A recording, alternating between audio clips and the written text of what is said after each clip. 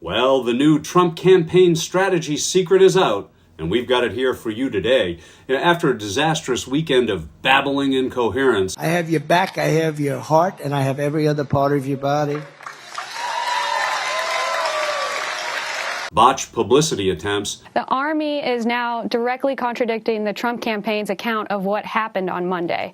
In a statement released today, the Army says that a female staffer was, quote, abruptly pushed aside by members of the Trump campaign team.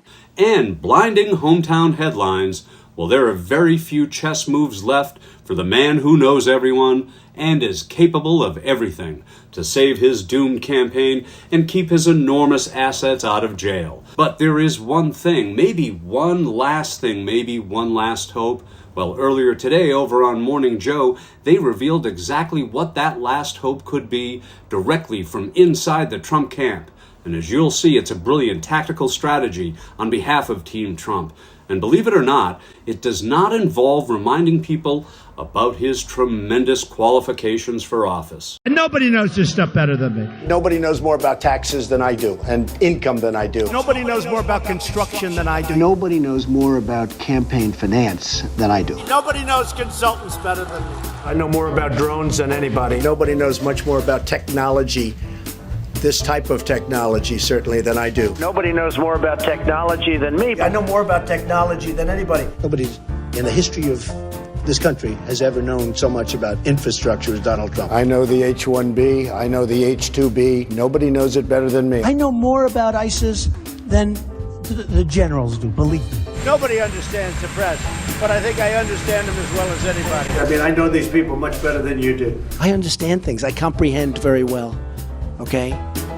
Better than, I think, almost anybody. And by the way, who knew the other side of the picture better than me? I knew it. Nobody knows more about environmental impact statements than me. And I think I know more about the environment than most people. I know a lot about wind.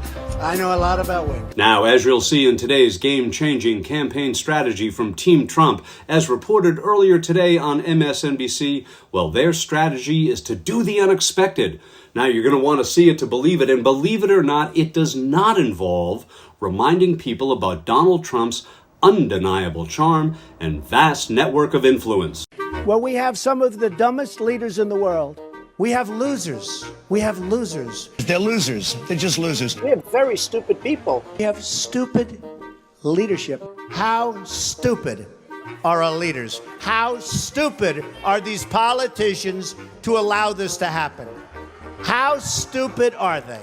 But Mr. Trump, you're not a nice person. That's true. But actually, I am. No, the video that we have for you today from Morning Joe over on MSNBC, it reveals Team Trump's art of war strategy to seize the high ground in this election and position Trump today by implementing the most sophisticated game plan maybe since the two Dave Hebners. I can't believe we're looking at two Dave Hebners. But let's let the folks over at MSNBC walk us through this exercise in advanced political strategy. You look at the characteristics, all the things that Donald Trump was ahead of before Harris got in the race, he's now behind. And I think the most striking thing, Mika, that when you're looking and people are trying to sort through this race and what direction it's going, you just look at the favorable, unfavorables. Donald Trump way up, upside down by close to 20 points in the 30s for likable.